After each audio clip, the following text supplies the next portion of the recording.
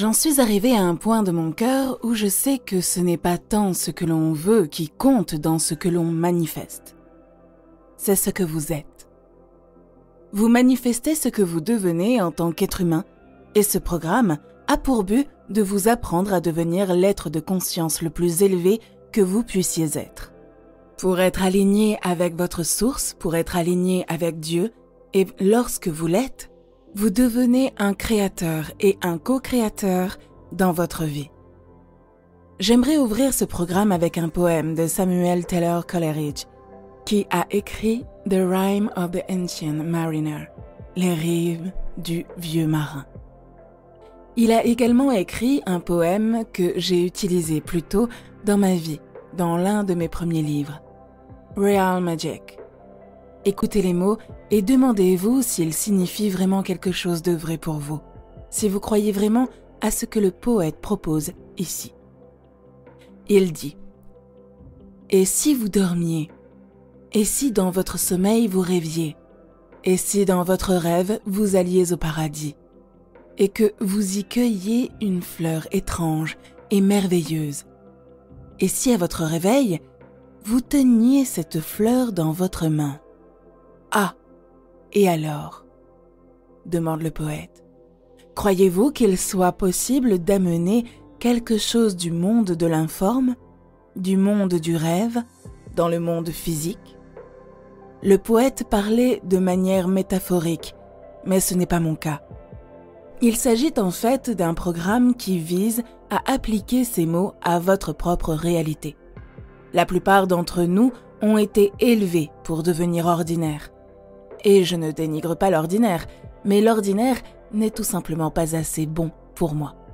L'ordinaire, c'est de vivre sa vie, de remplir les formulaires, de payer ses impôts, de faire ce que ses parents lui disent, d'être honorable, honnête et bon citoyen, puis de mourir.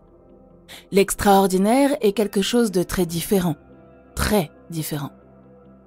Il s'agit de reconnaître en soi qu'il y a quelque chose de très, très extraordinaire, en quoi on n'a pas été formé pour croire, pour arriver à un endroit où l'on peut l'appliquer et le mettre dans sa vie. Je tiens à vous dire que j'ai travaillé toute ma vie à vivre une vie extraordinaire et que tant de choses puissantes me sont arrivées. Je les partagerai avec vous tout au long de ce programme. Mais plus que cela, vous pouvez aller bien au-delà de l'ordinaire. Vous pouvez aller bien au-delà de la moyenne. Il n'y a pas une personne moyenne qui regarde cette émission. Il n'y a pas une personne moyenne dans cette salle ce soir. Nous sommes tous extraordinaires. Il nous suffit d'y croire. Une de mes amies s'appelait Portia Nelson. Elle s'appelait Portia Nelson. Portia est décédée il y a quelques années. Elle vivait à Seattle et elle était à un séminaire et on lui a demandé... tout le monde lui a demandé d'écrire sur une feuille de papier ou une carte de 5x7 les 5 chapitres de sa vie.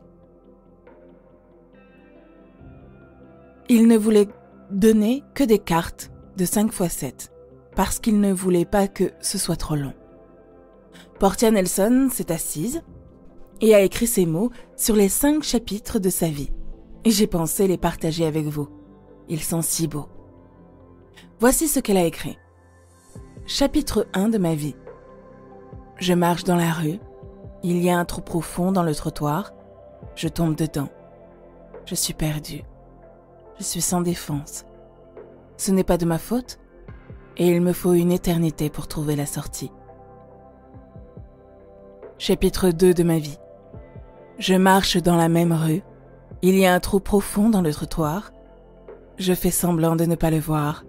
Je tombe à nouveau. Je n'arrive pas à croire que je suis au même endroit. Ce n'est pas de ma faute et il me faut toujours beaucoup de temps pour en sortir. Chapitre 3 de ma vie. Je marche dans la même rue.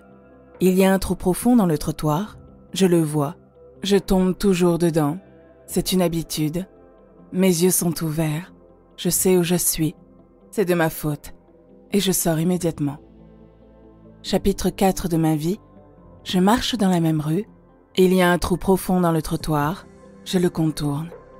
Chapitre 5 de ma vie, je marche dans une autre rue.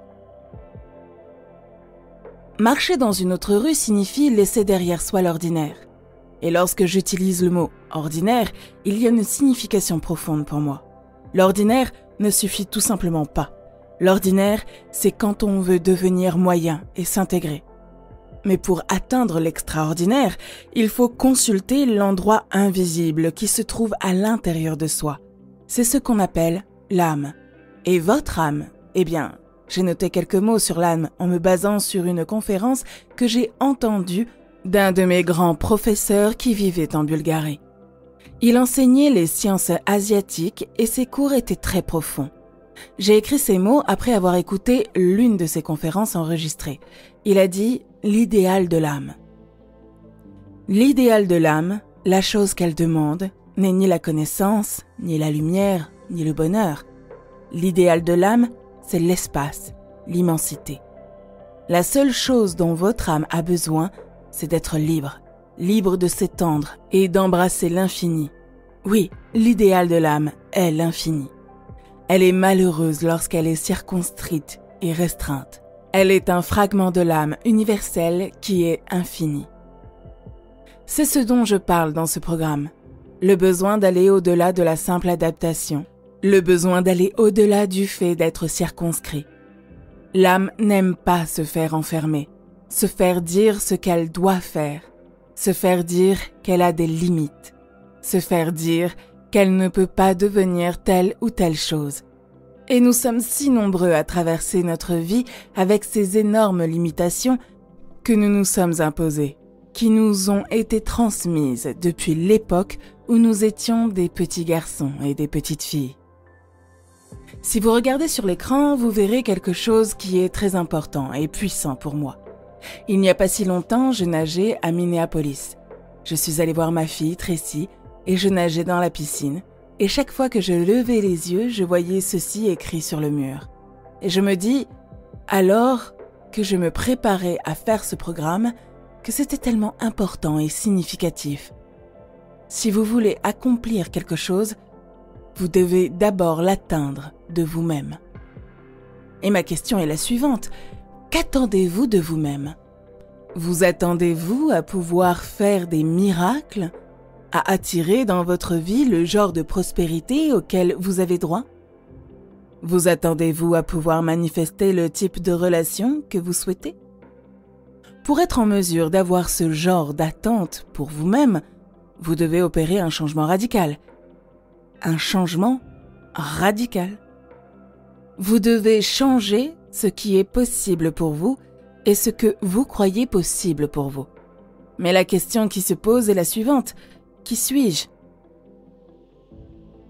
Vous savez, cela fait maintenant 40 ans que j'enseigne la philosophie, que ce soit au niveau du lycée, du collège, de l'université, des études supérieures et maintenant sur les scènes du monde entier et devant des auditoires tels que celui qui nous regarde ici ce soir. Qui êtes-vous? Et qu'est-ce qui est réel? Mon professeur en Inde, qui s'appelait Nisargadatta Maharaj, s'est vu poser la question suivante. Swami, qu'est-ce qui est réel? Swami veut dire maître. Il a répondu, ce qui est réel ne change jamais. Alors quelle partie de vous réelle, selon cette définition? Qui êtes-vous, vous qui ne changez jamais? Nous sommes si nombreux à penser que nous sommes notre corps. Je ne sais pas ce qu'il en est pour vous, mais le corps dans lequel je me trouve en ce moment change tout le temps. Très rapidement en fait. En fait, moi, Wayne Dyer, le « je » qui est moi, j'ai été dans beaucoup de corps depuis que je me suis incarné pour la première fois ici sur cette planète il y a 71 ans. J'ai été dans des corps de bambins, de bébés, d'adolescents, de machos, de moustachus, dans une infinité de corps avec mes petits et mes 8 enfants. Et le fait est qu'en y réfléchissant, lorsque j'étais dans mon corps de 20 ans, j'ai vraiment cru que c'était réel. N'est-ce pas le cas? Je veux dire, même le corps que vous, chacun d'entre vous, regardez et pensez. Eh bien, voyons, j'étais dans un corps de 20 ans, et est-ce que c'est réel? Était-ce réel? Eh bien, vous avez cru qu'il était réel. Mais cela fait maintenant 50 ans que je cherche ce corps de 20 ans. Je ne le trouve pas. Et le fait est que le corps dans lequel vous vous trouvez en ce moment n'est pas ce que vous êtes, parce qu'il ne répond pas à la définition fondamentale de ce qui est réel.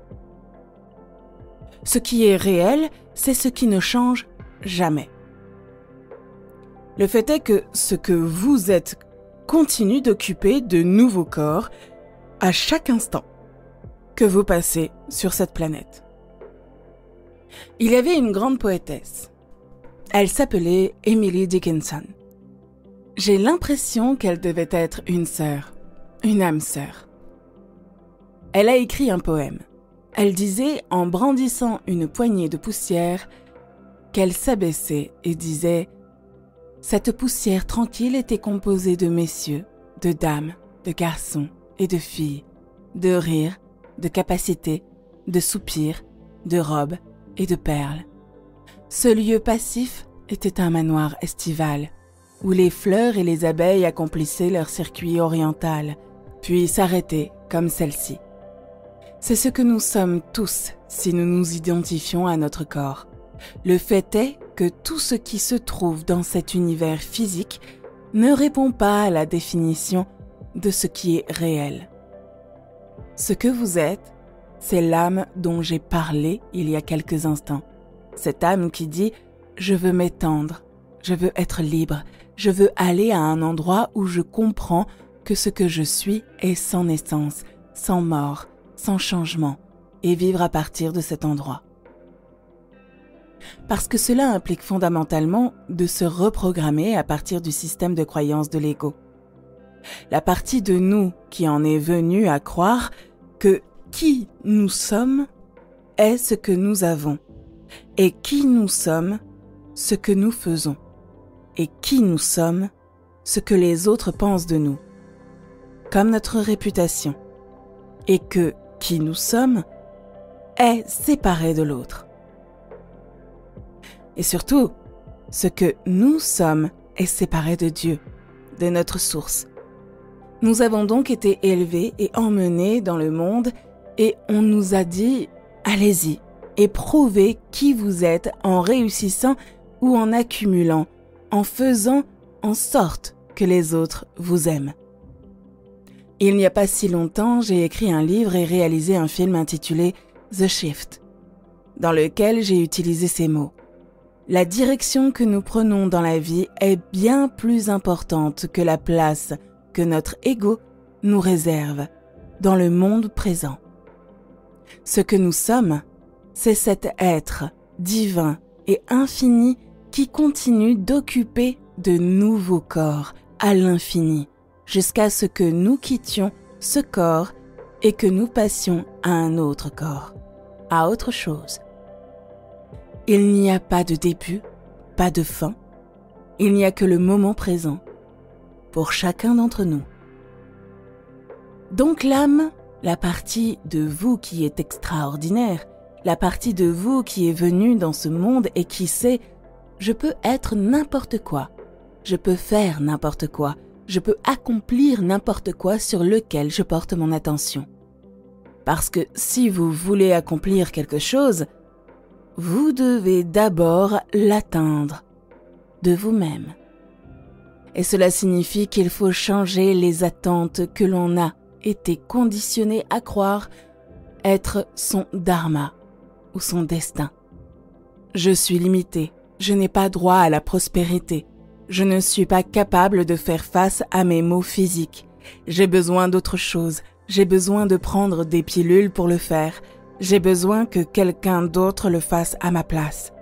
En chacun de nous, il y a cette merveilleuse connaissance qui est vraiment et véritablement Dieu lui-même. Chacun de nous. Merci d'avoir été avec nous jusqu'à la fin de cette traduction d'une conférence de Wayne Dyer. N'oubliez pas de vous abonner et d'activer la cloche des notifications pour ne manquer aucun de nos contenus. Je vous dis à la prochaine fois. Prenez soin de vous. C'était Espace Motivation.